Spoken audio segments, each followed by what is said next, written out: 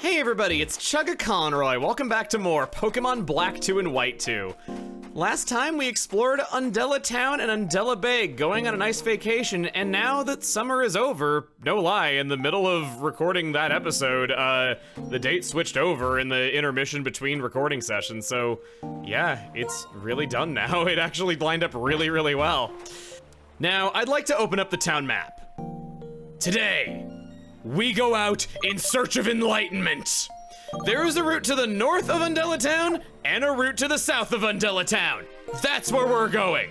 I did not mean to close my map. That was an accident.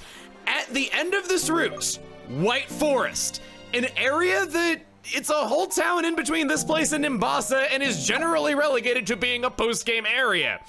Yet when we go out onto this route, there's nothing stopping us from just running through it. It's a long-ass route. It has a lot of trainer battles, but waiting for us at the end is enlightenment.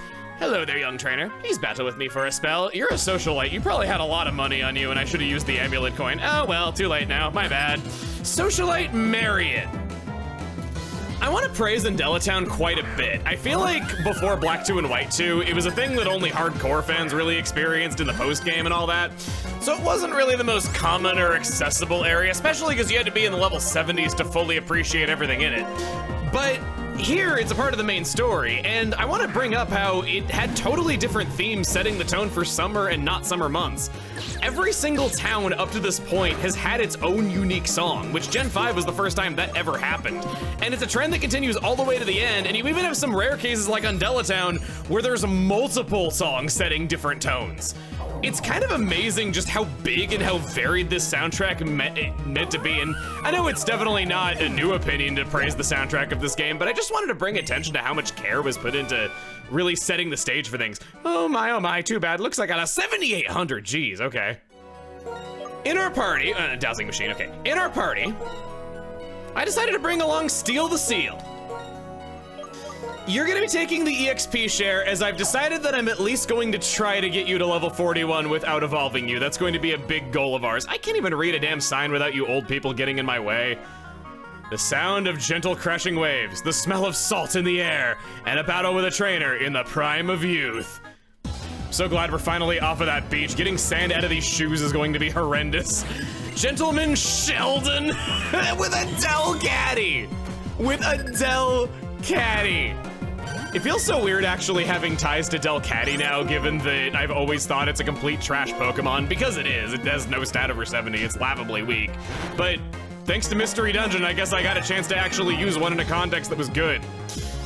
Now, okay, as much as I usually praise this game, and as much as I do like it, I kinda have to, I kinda gotta be critical of something here. I think the section of the game is kinda bad. It's not awful. It's not the longest stretch you go without a gym battle. That honor definitely belongs to Pokemon X and Y. It's a noticeable size section that I'm not really the biggest fan of. It goes on forever and ever. These routes are long. Number 14! That's my favorite Final Fantasy too. But yeah, it just goes on for a long time. You don't really have a whole lot going on in the plot for a while. I know that there have to be lulls and just kind of sections where you just kind of battle Pokemon for a while, but it goes on a bit too long for my liking with how long the routes are. Heck, that gatekeeper that we talked to, she was talking about how the route north of Undella Town is the longest route in Unova, and that's not remotely the only route that you have to go through. At the end of that route is a town, then at the end, then there's a route beyond that, which then goes to another town, then there's another route, then you get to Opelucid City. It's a lot you have to go through until the next chance for a badge, and it stands out with how many cool things we've had happen in every town up to this point. I don't even feel like there's a lot of good options for team building. So many of the Pokemon you encounter during the stretch are all water types. You've seen that already, and it keeps going. I've had personal playthroughs where I was enjoying myself through Reversal Mountain and then just things grinded to a halt and I lost my motivation to keep playing and I stopped. Oh, but don't worry, I'm not gonna bring the mood down beyond just initially talking about it right here. I've packed lots of fun topics for the road that we can talk about instead of my dislike for this part of the game, because now you understand that. Junko, and we're having a triple battle, dang, okay. You even have the right hairstyle too. All right, Lilligant, Basculin, and Gligar. Wow, I have a good team for this. Okay, so quad weakness on Gligar. We're gonna heat, no, Pignati. You're gonna heat crash on Lilligant. If Lilligant tries to use a physical attack on you, it's done. And then we can just Thunder Punch Basculin. I think you're gonna go down in one turn. I don't think you have a chance. If we take, yeah, McFly is faster than Basculin. It can't really hit Pignati in the middle there.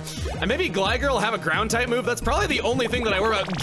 Oh, Mega Drain. It's just Mega Drain, I'm fine. Yeah, it doesn't do anything. Lilligant ain't so good if it ain't using its proper strat, and this one certainly is not. I smush you beneath me and release plant juice all over the floor. Pignati gets to level 41. Steal the Seal gets to level 36. Acrobatics. Did not mean for that to rhyme. That's been happening a lot lately. Quad Weakness, you didn't even hit Pignati for an effective move.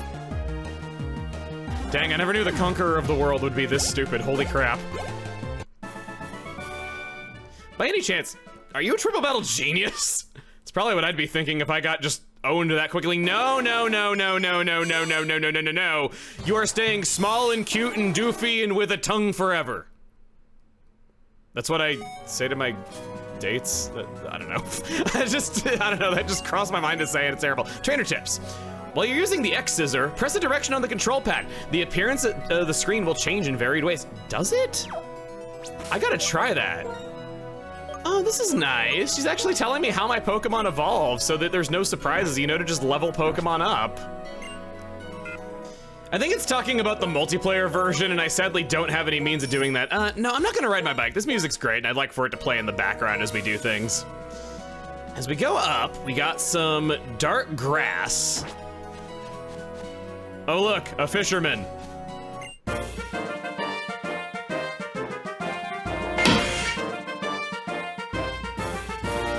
Check out my lively Pokemon, which I've gathered from all around the Unova region. Didn't fit as well as it usually does.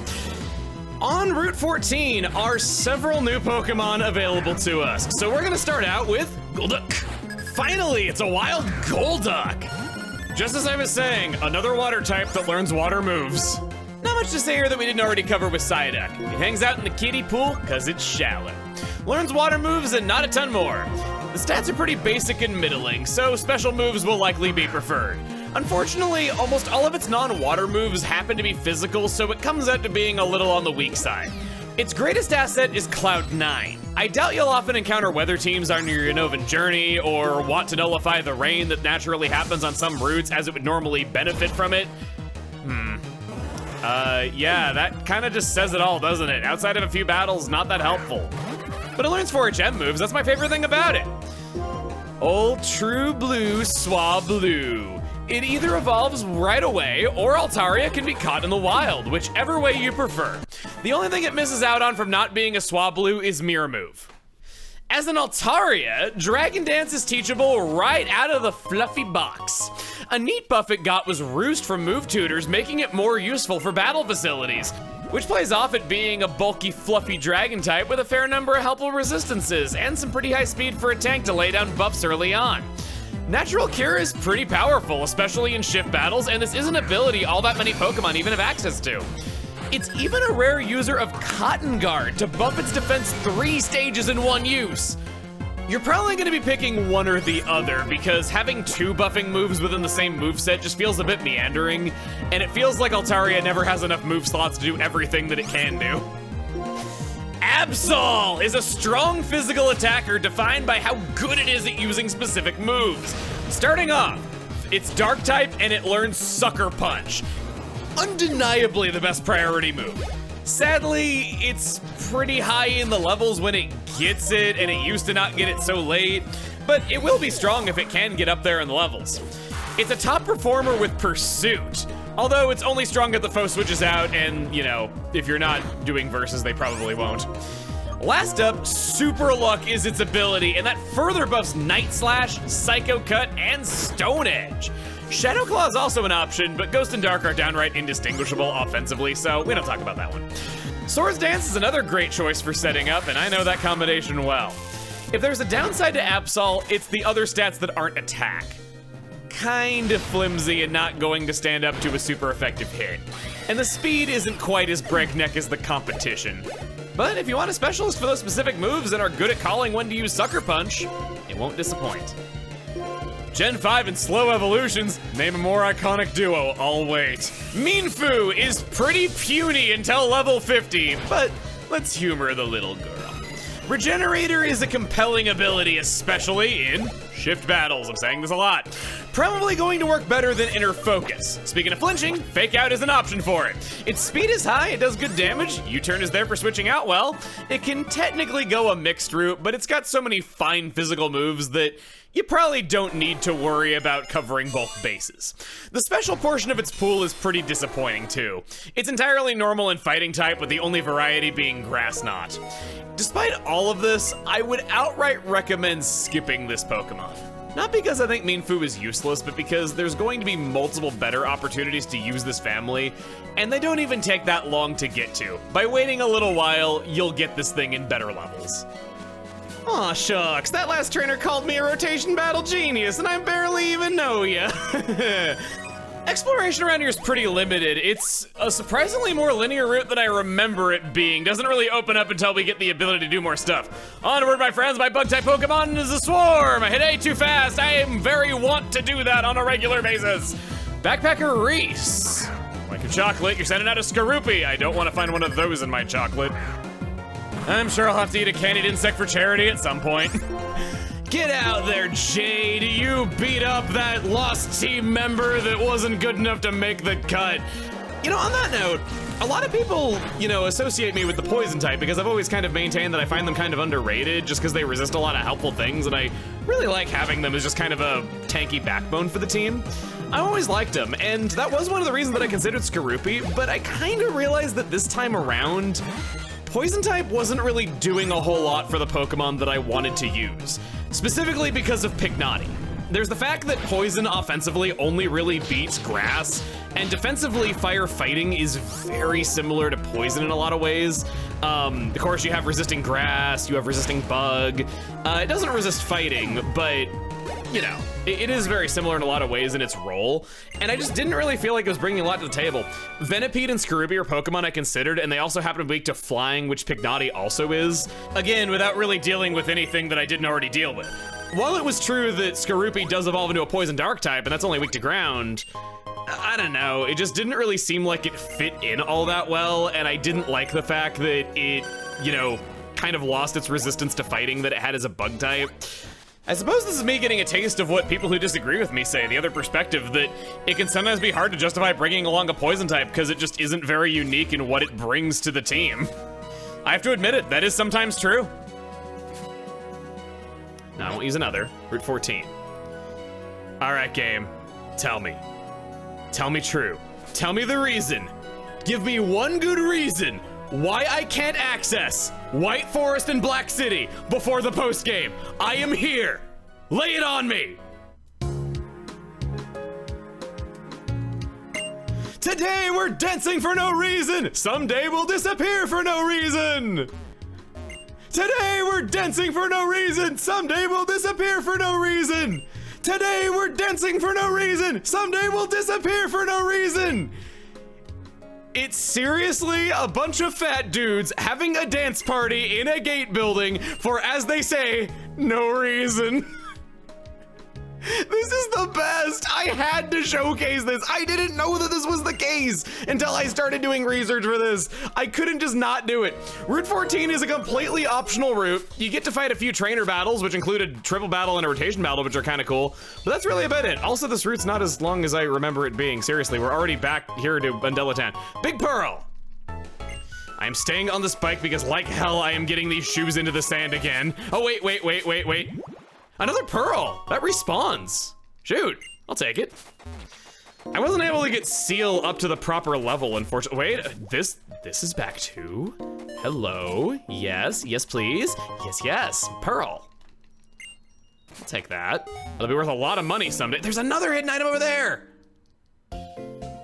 Ah, no medal, I was riding a high, I just didn't want to see it end. Speaking of which, there's a medal for getting a lot of hidden items, and I think it's only possible by taking advantage of respawning hidden items, so if you're not checking around the beach or checking inside of grottos, you might want to start. You thought I was doing an optional route because the items in Pokemon were worth it? No, man, it's all about the fat dudes. That's this whole stinking area, and it was over a lot quicker than I thought it would be. Huh. Maybe my opinion's gonna change on more things than just our rival as time goes by. I'd certainly like to have an even higher opinion of a game than I already like.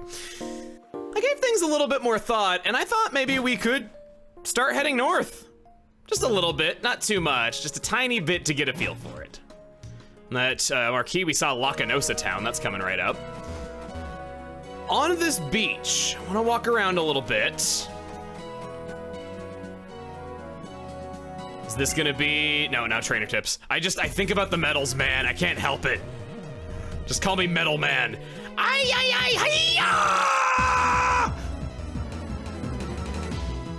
You remind me of how oh yeah, you are a battle girl. That makes sense why you remind me of a battle girl. The battle girl in Omega Ruby Alpha Sapphire, the one who's like kicking the screen.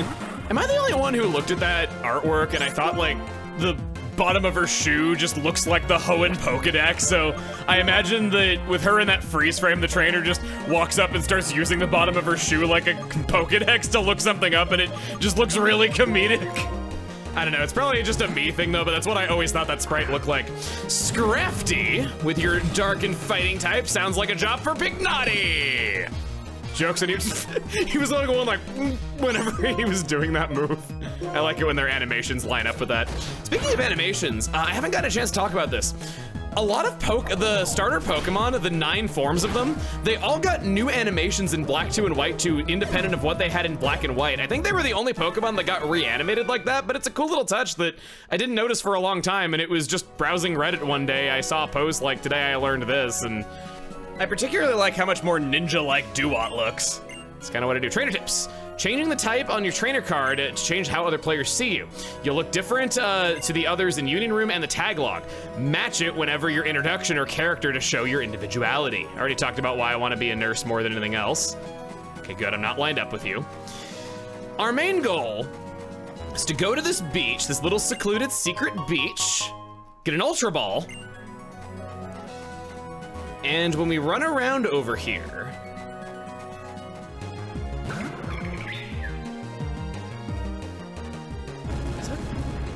what is it with you frickers and Dynamic Punch? You all freaking have that thing and it keeps hitting all of the time. Oh great, you have Rock Slide too, thanks. And I somehow missed with... Wow, you mean business, don't you? McFly? I was just running around trying to find this thing that I wanted to do, and I accidentally get into a battle with the black belt at the beginning of the route that I skipped. Will Thunder Punch you and hope for paralysis? I'm not gonna one-shot you. I got the paralysis, at least one thing went my way. You hit twice in a row with that too! Oh my god, this is really bad. I deposited Aiden. I don't have my ace in the hole anymore. I deposited it because I wanted to bring along Strutley in case we need to do HM moves, but I also wanted to level up Steel. Dig, maybe? Can't hit me with Dynamic Punch when I'm down there. Watch, you know, Magnitude or Earthquake. Okay, good. Hit you with Dig. No, thank God. Jade just swerving out of the way of that attack like a pro. I appreciate you. Thank you for saving the day. Get out of here, man. Oh wow, I was right to bring Strutley along. Yeah, right back here, there was a tree that we could cut down with a max repel behind it. Yay, I get a free few more steps before I have to go back to the Pokemart. Where is this thing? I am about to look this up because it's driving me nuts that I can't find this. There it is! Yes! We gotta call on the Cross Scissor. Hello, is this Blaze? Actually, I'm off work today. I'd like to pick up my Cross Scissor, the one you've been keeping for me. Will you please come to the Ferris wheel in Nimbasa City? Oh, if you can, of course. If you can, of course. See you there, Blaze. Goodbye. She's just staring there, menacingly. Also, I forgot my dowsing machine right beside that was a hidden heart scale. Nice. It's all just as well, because there's something in Mombasa City that I'd like for you to see. I've been working on Joint Avenue in my spare time still.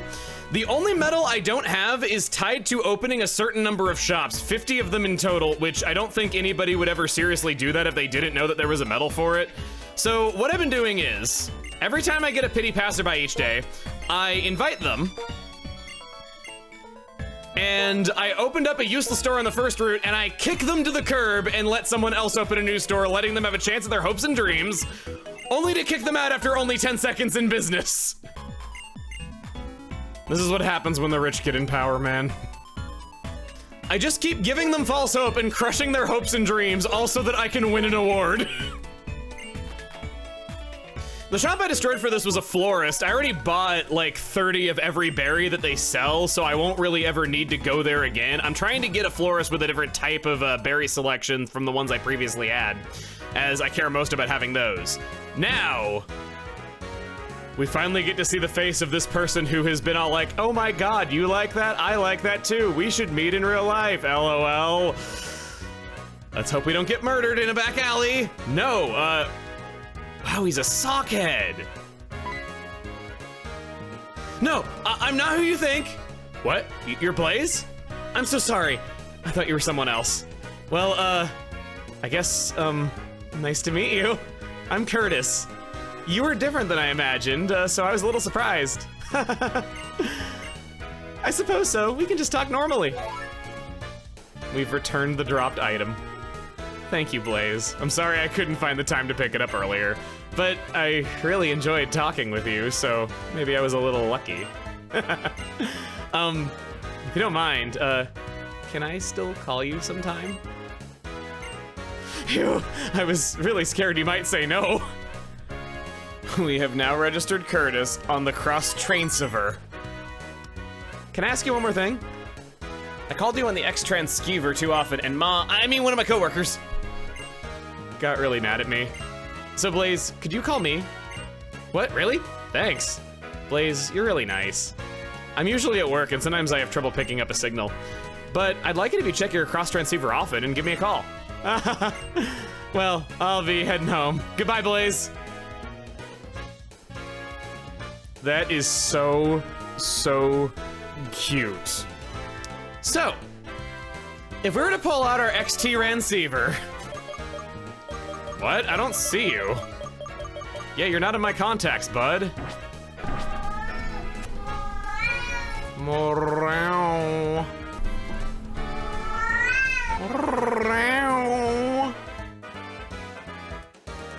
I hear you, kitty.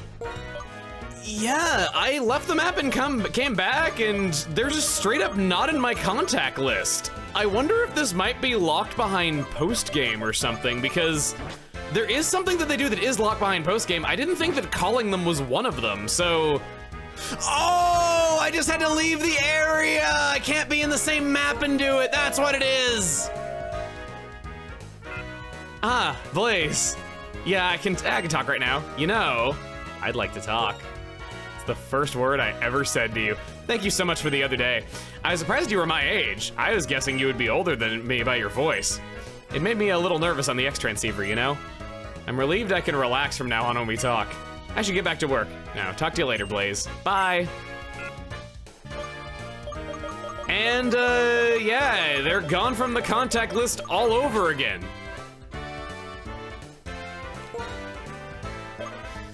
We may only place a call to them once per day because their life is so busy.